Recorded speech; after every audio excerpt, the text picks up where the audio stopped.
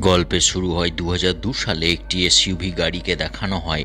একটা মেয়েকে দেখা যায় যার নাম নিউমি, তার সঙ্গে তার হাজব্যান্ডও ছিল। নিউমি দেখে তার গাড়ির চারপাশে বরফ জমে রয়েছে। সে দরজা খোলার চেষ্টা করে কিন্তু কোনো লাভ হয় না। ম্যাথিউ তার গাড়ি স্টার্ট করার চেষ্টা করে কিন্তু গাড়ি স্টার্ট হয় না। তাদের ফোনে সিগন্যালও ছিল না যে তারা ফোন করে কাউকে সাহায্যের জন্য ডাকবে। আর তারা গাড়ির দরজা খুলতে পারছিল না কারণ গাড়ি বরফের নিচে চাপা পড়ে গেছিল। আসলে একদিন আগে রাত্রে এরা এই রাস্তা দিয়ে তাদের হোটেলে যাচ্ছিল। তখনই হঠাৎ করে প্রচণ্ড বরফিলা তুফান শুরু হয়।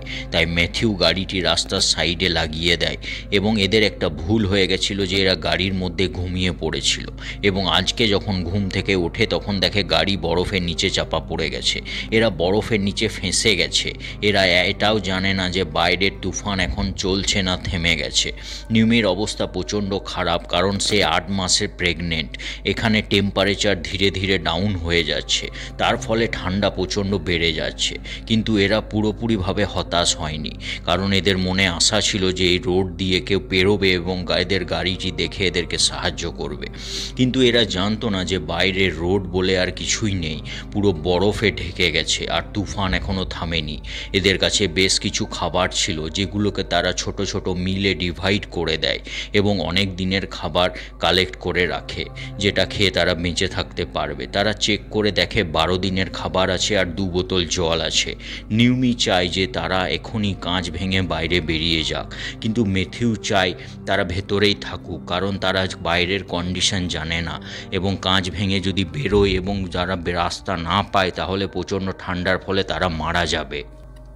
আর ম্যাথিউ কোনো রিস্ক নিতে চায় না কারণ সে জানে তার ওয়াইফ প্রেগনেন্ট। এভাবে গাড়ির ভেতর পুরো দিন তারা পার করে দেয়। তাদের কাছে খাবার, জল ও একটা মোমবাতিও ছিল যা দিয়ে তারা চালিয়ে নেয়। নিউমি চায় গাড়ির কাঁচ ভেঙে বাইরে বেরোতে, কিন্তু ম্যাথিউ চায় না। আর এই নিয়ে তাদের মধ্যে একটা আর্গুমেন্ট হয়, কিন্তু ম্যাথিউ কোনো রকম রিস্ক নিতে চায় না। ধীরে ধীরে ম্যাথিউ কম খাবার খাওয়া শুরু করে দেয় কারণ সে জানে তার ওয়াইফ প্রেগনেন্ট এবং তার বেশি খাবারের প্রয়োজন। নিউমি পেছনের সিটে বসে ডায়েরিতে কিছু না কিছু লিখতে থাকে।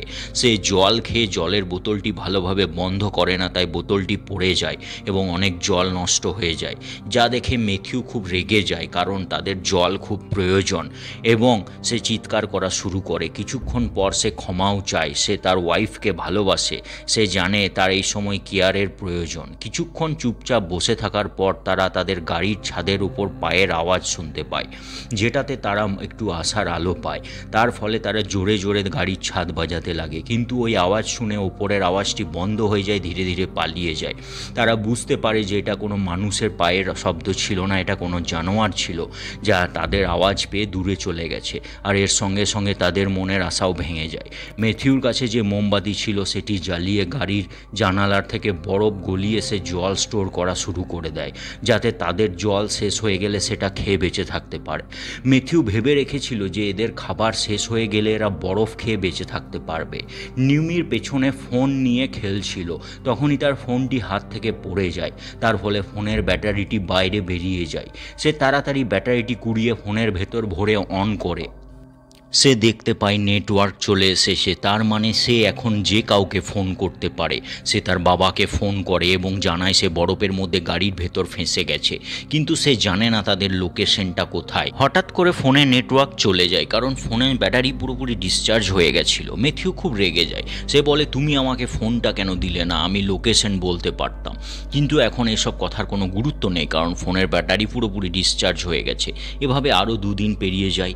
নিউমি কিছু খাবার খাওয়ার জন্য বলে। ম্যাথিউ কম খাবার খাচ্ছিল কারণ সে জানে সে কম খেলে নিউমি বেশি খাবার পাবে।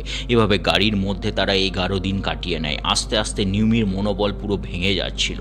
নিউমি ম্যাথিউকে বলে সে তার শেষ চিঠি লিখতে চায় যেটা তার আপনজন দেখতে পাবে। এটা শুনে ম্যাথিউ খুব রেগে যায়। সে বলে, আমরা বাইরে বেরোবো, তুমি বাজে বকা বন্ধ করো। তখনই তার বাইরে একটি গাড়ির আওয়াজ শুনতে পায়। আসলে বাইরে বরফ সরানোর গাড়ি এসেছিল।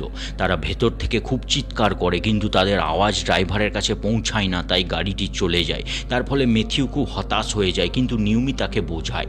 এভাবে গাড়ির ভেতরে তারা পুরো 15 দিন পার করে দেয়। এখনও পর্যন্ত তাদের কাছে জল ও খাবার কিছুই নেই। ম্যাথিউ জানালা থেকে বরফ গলিয়ে জল কালেক্ট করে। অন্যদিকে নিউমির অবস্থা খুব খারাপ হয়ে যায়, তার পেটে ব্যথা শুরু হয়ে যায়। তার ফলে সে গাড়ির হেডরেস্ট খুলে জানলার কাঁচটি ভাঙার চেষ্টা করে। তখনই ম্যাথিউ উঠে যায়, তাকে শান্ত থাকতে বলে। আসলে তার ডেলিভারির সময় চলে এসেছে। এরা দুজনেই জানে না ডেলিভারি প্রসেস সম্পর্কে কিছু, কিন্তু ম্যাথিউ তার মনের জোরে নিউমিকে শান্ত থাকার জন্য বলে। সে বলে, আমি তোমাদের বাঁচিয়ে নেব। এভাবে কষ্টমষ্ট করে সে ডেলিভারি করে সে একটি বেবি গার্লের জন্ম দেয়, যার নাম অলিভিয়া রাখে। নিউমি জানালার একটু অংশ ভেঙে দিয়েছিল, যেখান দিয়ে প্রচণ্ড ঠান্ডা গাড়ির ভেতর ঢোকে। এতে এদের অবস্থা খুব খারাপ হয়ে যায়। গাড়ির ভেতরে এদের 20 দিন হয়ে গেছে, আর এদের কাছে খাবারও শেষ হয়ে গেছে। এখন শুধু বরফ খেয়ে এরা বেঁচে আছে। গাড়ির ভেতর প্রচণ্ড ঠান্ডা বেড়ে গেছে। ম্যাথিউ তার জ্যাকেট খুলে তার বেবিটিকে ঢাকা দিয়ে দেয়, যাতে তার ঠান্ডা না লাগে। আর সঙ্গে সঙ্গে ম্যাথিউ শরীর প্রচণ্ড গরম হয়ে যায়, কারণ তার প্রচণ্ড জ্বর চলে এসেছে। আর সে ওখানেই ঘুমিয়ে পড়ে। পরের দিন সকালে যখন নিউমি ওঠে, তখন দেখে ম্যাথিউ এখনও ঘুমাচ্ছে। সে তাকে ওঠানোর চেষ্টা করে, কিন্তু ম্যাথিউ ওঠে না, কারণ সে মারা গেছে। হঠাৎ করে ম্যাথিউ মারা যায়। নিউমি পুরোপুরি ভেঙে গেছিল। সে নিজেকে খুব একা ফিল করছিল। সে জানে না এখান থেকে কিভাবে সে বেরোবে, কিভাবে বাঁচবে। তার কাছে একটি ছোট বাচ্চা আছে, তার জন্য তাকে বেঁচে থাকতে হবে। কিন্তু বেঁচে থাকার জন্য খাবারের প্রয়োজন, কিন্তু তার কাছে কোনো খাবার নেই। সে ডায়েরির পাতাগুলি খেয়েই 24 দিন পার করে দিয়েছে। তার কাছে তার হাজব্যান্ডের বডিও আছে। সে বডির সমস্ত জামা কাপড় খুলে নিজে পরে নিয়েছে, যাতে ঠান্ডা থেকে সে বেঁচে থাকতে পারে। এভাবে 24 দিন পার করে সে হতাশভাবে শুয়েছিল। তখনই আমরা দেখি বাইরে সূর্য উঠেছে, তার ফলে বরফ গলা শুরু হয়েছে।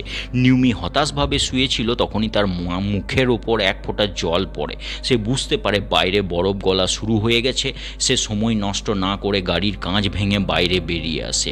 সে তার হাজব্যান্ডকে শেষ গুড বাই করে চলে যায়। কিন্তু এখনই তার সংঘর্ষ শেষ হয়নি। গাড়ি থেকে বাইরে বেরোনোর খানিকক্ষণ পরে আবার তুফান শুরু হয়ে যায়। এখন তার কাছে দুটো রাস্তা আছে, হয় গাড়ির ভেতরে আবার ফিরে যাক, না হলে আগে এগিয়ে যাক। সে জানে গাড়ির ভেতরে মৃত্যু ছাড়া কিছু নেই, তাই সে বাচ্চাটিকে নিয়ে সামনে এগোতে থাকে। তার কাছে এগোনোর মতো ক্ষমতা ছিল না, কিন্তু সে কোনো রকমে কষ্ট করে এগোতে থাকে। কিন্তু পুরো দিন হাঁটার পরেও সে বরফ ছাড়া কিছু দেখতে পায় না। সে জানেও না কোন দিকে যেতে হবে, কোন রাস্তায় গেলে সে সঠিক দিক পাবে। তখনই আকাশে একটি প্লেনকে দেখতে পায়। প্লেনটি যেই ডিরেকশনে যাচ্ছিল, নিউমি ওই দিকেই হাঁটা শুরু করে। যে রাস্তাটি আরও খতরনাক ছিল, বরফ ছাড়া কিছুই ছিল না, কিন্তু এটা তার সঠিক সিদ্ধান্ত ছিল। আসলে এটি একটি শর্টকাট রাস্তা ছিল, এবং কিছু দূর যাওয়ার পরেই সে একটি হোটেল দেখতে পায়। সে হোটেলে পৌঁছায়। সেখানে তাকে এবং তার বাচ্চাকে হসপিটালে নিয়ে যাওয়া হয়। ডিহাইড্রেশন ছাড়া আরও অনেক রকমের উইকনেস তাদের মধ্যে ছিল, এবং হসপিটালে তাদের ট্রিটমেন্ট হয়। এভাবে তাদের প্রাণ বেঁচে যায়। এক্সপার্টরা তাদের উপর রিসার্চ করে বোঝেন তাদের প্রাণ বেঁচে গেছিল গাড়ির ভেতরে হিটে থাকার জন্য। আর তার মানে ম্যাথিউ গাড়ির ভেতরে থাকার ডিসিশনটাই সঠিক ছিল। 24 দিন গাড়ি ভেতরে থাকার সময় নিউমি যা ফিল করেছে সেটা সে একটি ডায়েরিতে লিখেছিল, যেটা পরে একটি বুক হিসাবে পাবলিশ হয়। আর 2020 সালে স্যান্ডিগ্রেড মুভি এই বুক থেকেই ইন্সপায়ার। তার মানে এটা নিউমি, ম্যাথিউ এবং তাদের বাচ্চা মেয়ে অলিভিয়ার জীবনের সত্য ঘটনা।